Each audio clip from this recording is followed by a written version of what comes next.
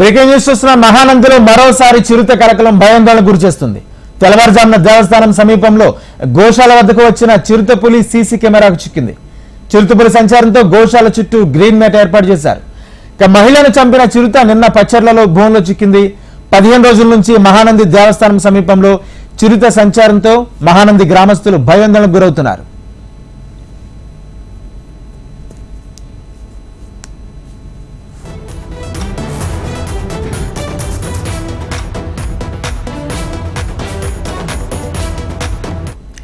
మహానందిలో మరోసారి చిరుత కలకలం భయాందోళనకు గురిచేస్తుంది.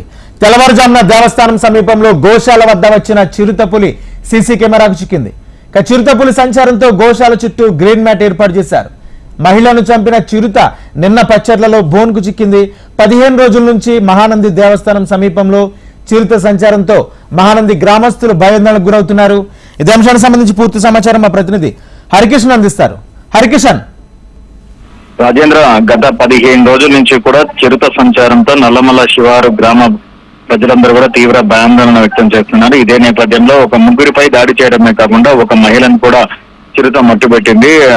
నల్లమల్ల అభయారణ్యంలో ఉన్నటువంటి పచ్చల గ్రామానికి చెందినటువంటి మాజీ ఉప సర్పంచ్ మెహరూన్ బీని కూడా చంపింది. దీంతో అప్రమత్తమైన అటవీ శాఖ అధికారులు చిరుతలను బంధించేందుకు ప్రత్యేకంగా బోన్లు అలాగే ట్రాప్ కెమెరాలు ఇవన్నీ కూడా ఏర్పాటు చేశారు. అయితే నిన్న తెల్లవారుజామున పచ్చర్ల చెక్ పోస్ట్ వద్ద చిరుత కూడా బోనుకు చిక్కింది. అయితే పూర్తిగా మహిళపై దాడి చేసి చంపేసినటువంటి చిరుత ఇదేనా అని చెప్పేసి అన్ని నిర్ధారణ చేసుకున్న తర్వాత ఆ చిరుతను తిరుపతి జూకు తరలించారు. ఇదే నేపథ్యంలో డిఎఫ్ అనురాగ్ మీనను విలేకరులు కూడా అడిగారు. మరో 2 చిరుతలు మహానంది ఆలయ పరిసరాల్లో కూడా సంచరిస్తున్నాయి కదా, వీటికి సంబంధించి మరి ఎటువంటి చర్యలు తీసుకున్నారని అడిగినప్పటికీ ఆయన ఒకటే చెప్పారు, అది తమ అటవీ ప్రాంతంలో ఉంది, అవి గ్రామంలోకి వెళ్ళటం లేదు, దేవస్థానంలోకి వెళ్ళటం లేదు. ప్రధానంగా గోశాల కూడా అటవీ ప్రాంతంలో ఉంది కాబట్టి గోశాలను వేరే చోటికి తరలించాలని, మరోవైపు దేవస్థానంలో ఉన్నటువంటి వ్యర్థ పదార్థాలన్నీ కూడా ఆలయం వెనకల వేస్తున్నారు. దీనివల్ల వాటిని తినేందుకు పందులు కుక్కలు వస్తున్నాయి, వాటిని ఆరగించేందుకే చిరుతలు వస్తున్నాయి కాబట్టి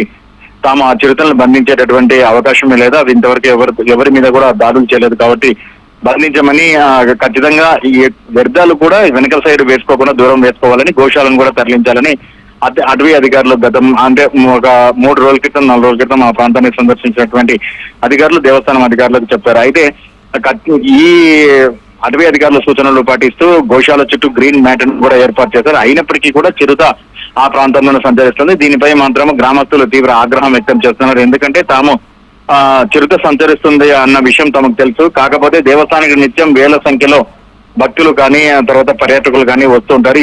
వాళ్ళలో ఎవరైనా మనుషులపైన లేదా చిన్న పిల్లలపైన దాడులు చేస్తే అప్పుడు పరిస్థితి ఏంటని చెప్పేసి కూడా వారు ప్రశ్నిస్తున్నారు. ఏదైనా అనర్థం జరగకముందే అటవీ అధికారులు మేల్కోవాలని, వెంటనే క్రూర జంతువులు అది ఎప్పుడు ఏ రకంగా ప్రవర్తిస్తుందో ఎవరికి తెలియదు కాబట్టి ఇమీడియట్ గా చిరుతను బంధించి దూర ప్రాంతాలకు విడిచిపెట్టడమా లేదా జూకు తరలించడమా చేయాలని చెప్పేసి కూడా సూచిస్తున్నటువంటి ఆ పరిస్థితి కూడా లేదు. ఏమైనప్పటికీ అధికారుల మధ్య సమన్వయ లోపం ఇక్కడ మాత్రం స్పష్టంగా కనిపిస్తోంది. ఇటు దేవస్థానం అధికారులు అటవీ అధికారులకు గట్టిగా చెప్పలేకపోతున్నారు, మరోవైపు అటవీ అధికారులు సైతం కూడా దేవస్థానానికి సంబంధించినటువంటి వ్యవహారాలన్నీ కూడా అటవీ భూముల్లో జరుపుకుంటున్నారని చెప్పి వారు కూడా ఆరోపిస్తున్నారు. సో ఈ రెండి మధ్యలో చిరుతలు మాత్రం యథేచ్ఛగా దేవస్థానం పరిధిలో సంచరిస్తున్నాయి, పందులను కుక్కలను పట్టి చంపుతున్నాయి ఇప్పటి వరకు కూడా. అయితే ఎక్కడ కూడా మనుషుల పైన కానీ దాడి చేయలేదు కాబట్టి ప్రస్తుతానికి మాత్రం అందరూ ఊపిరి పీల్చుకుంటున్నారు. ఒకవేళ మనుషులపై దాడి చేసి ఏదైనా అనర్థం జరిగితే దానికి బాధ్యత ఎవరు వహిస్తారన్న ప్రశ్నకు మాత్రం అటు దేవస్థానం అధికారులు కానీ ఇటు అటవీ అధికారులు కానీ సమాధానం చెప్పే స్థితిలో లేరని మాత్రం చెప్పుకోక తప్పదు. మరోవైపు వచ్చేటటువంటి యాత్రికులకు నిత్యం మైకుల ద్వారా అనౌన్స్ చేస్తున్నారు, చిరుతపులి సంచరిస్తోంది, అందరూ కూడా జాగ్రత్తగా ఉండాలని చెప్పి మైకుల ద్వారా అనౌన్స్ చేయడమే కాకుండా ప్రత్యేకంగా ఫ్లెక్సీలు ఎక్కడ చూసినా కూడా పెద్ద ఎత్తున ఫ్లెక్సీలు కూడా కట్టారు. దీంతో దేవస్థానానికి భక్తులు రావాలన్నా కూడా భయపడేటటువంటి పరిస్థితి ఉందని చెప్తున్నారు. మరోవైపు దేవస్థానం అధికారులు సరిహద్దు ప్రాంతం ఎక్కడి వరకు ఉందో గుర్తించి దానికి చుట్టూ కూడా కంచె వేయాలని చెప్పేసి కూడా అటవీ అధికారులు సూచించారు. అయితే ఇవన్నీ కూడా అమలయ్యేటటువంటి పరిస్థితిగా లేదు. ఖచ్చితంగా చిరుతను బంధించి ఇమీడియట్ గా ఇక్కడి నుంచి దూర ప్రాంతాలకు విడిచిపెట్టడమా లేకపోతే జూకు తరలించడమా చేయాలని మాత్రము గ్రామస్తులు అలాగే దేవస్థానంలో పనిచేస్తున్నటువంటి సిబ్బంది అటవీ అధికారులకు విజ్ఞప్తి చేస్తున్నటువంటి పరిస్థితి ఉంది. Rajendra, right, thank you Harikishan.